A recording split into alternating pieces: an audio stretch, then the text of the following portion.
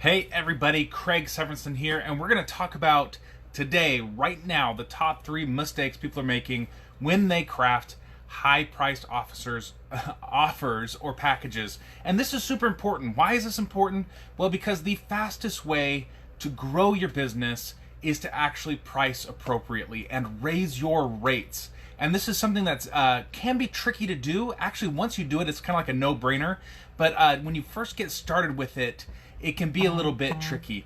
So, price to admission, this is absolutely free, but give me some hearts, give me some likes, and give me a comment. Where are you watching from? Would love to hear where you're watching from, and put your takeaways in the comments as well. And a little side note, so I own like 2 of these shirts, and I noticed yesterday that my last like 10 lives I've been wearing this color shirt, and I purposefully wore a different color today, and then I worked out before I did this video and I changed, and lo and behold, I'm back in this shirt. So is that, I can't decide, is that really good branding for me, or is this more like hashtag Hobo Marketing because I'm wearing like the same clothes all the time? But I'm not. They're different, I promise you. I just really like this shirt, right? Okay, so let's jump to it. And, you gotta laugh at my dad jokes too. So if you're watching this, you gotta laugh at my dad jokes. So hit those likes and hearts, and then let's dive in. So the top 3 mistakes people make when pricing their packages. Number 1 is that they focus on the process. Why is this a problem? It's because people do not like to buy process, right? You might have a really cool way of getting results, but that's the thing. People don't really care about the process. They care about the results. So when you build your service or build your package, you want to build it around the results, not the process, right? And you can see this like when you go to like a networking event, someone says, hey, what do you do? What's the thing that you respond? Do you say, hey, I do content, or I do PR, I do marketing, I do social media? Those types of responses are 100% focused on process. Now that's cool for like putting us into categories or into boxes, right? Like you give people the ammunition to like say, hey, I know where you fit in my world. But at the same time, you're making your services really, really boring, right? So imagine going to a networking event, and instead of saying I do, we use social media as an example. Instead of saying I do social media, maybe you say, hey, I help people get clients through Facebook, or I help people convert clients through LinkedIn, or I build humongous brands through social media, right? Like suddenly we're connecting this result to what we do, and that is a lot more compelling than your process. And it's the same way when you're building your package, right? You don't want to build it around the process. You care about the process. You need to have that in place. You need to have that expertise. But when you're selling it to your clients, it needs to be based around getting some sort of ultimate result, okay? So how do you do that? Well, you basically just ask yourself, what is it that I do for people? And what's the number 1 thing that my clients are looking for? Like the majority of them, there's probably several benefits that they enjoy, but what's the number 1 thing 90% of your clients are looking for? Yeah, that's what you're gonna focus on, okay? Okay, so that's mistake number 1, is focusing on the process. And by the way, as we're going, write down where your big takeaways are, continue to hit those likes and heart buttons. If you're watching the replay, hashtag replay, let me know. Stephanie Criccio says hashtag Hobo Marketing. Yeah, maybe that should be my new maybe that should be my new hashtag, right? Hashtag Hobo Marketing. But I'm not a hobo, but maybe. Okay, so number 2, top mistake that people make is that they offer too many things, too many offers, too many choices.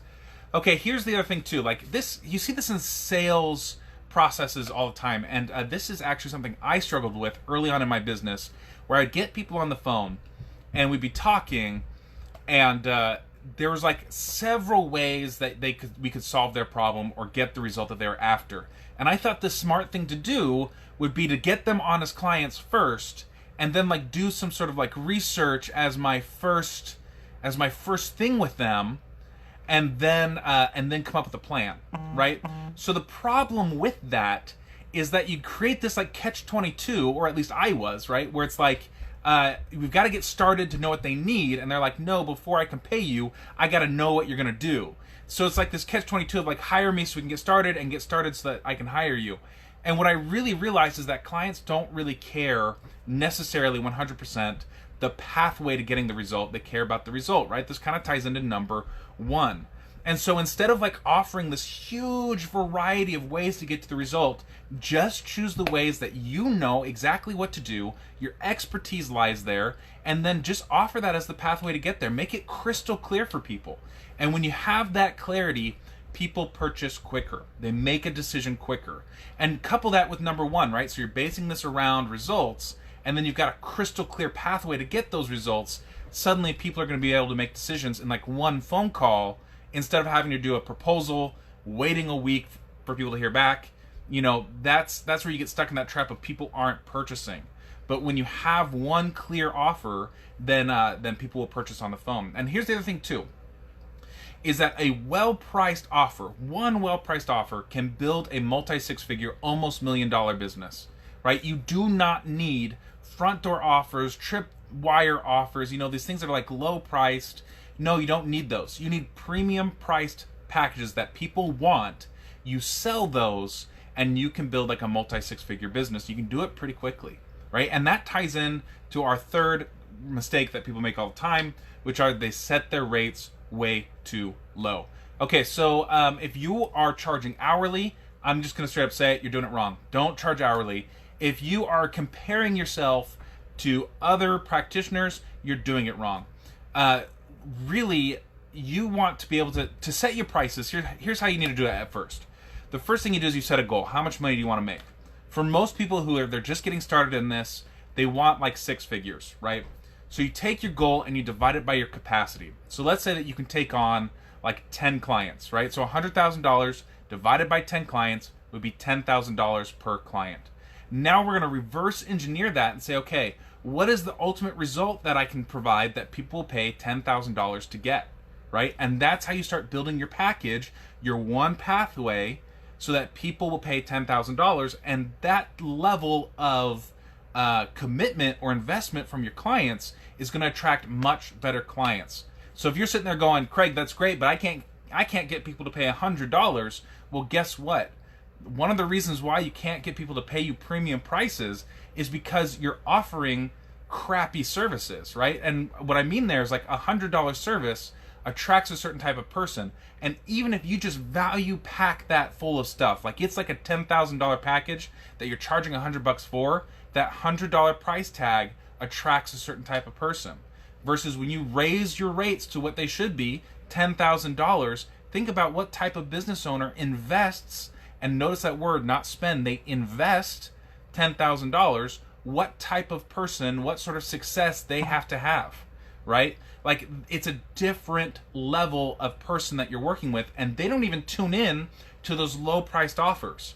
So if you're having trouble selling low-priced offers and you're like, I can't raise my rates because of that, no, you're wrong. You can't land them because you're not charging that higher price. So step into it and start interacting with a better level of client.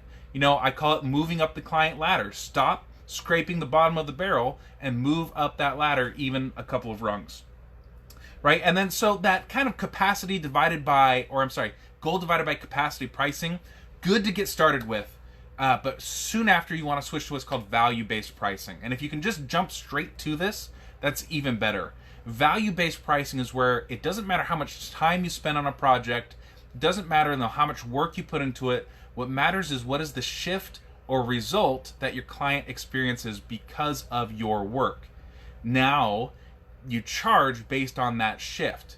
So let's say that you're doing work, you know, this is really common in marketing, social media, PR fields, right? Where we're getting these people huge impact.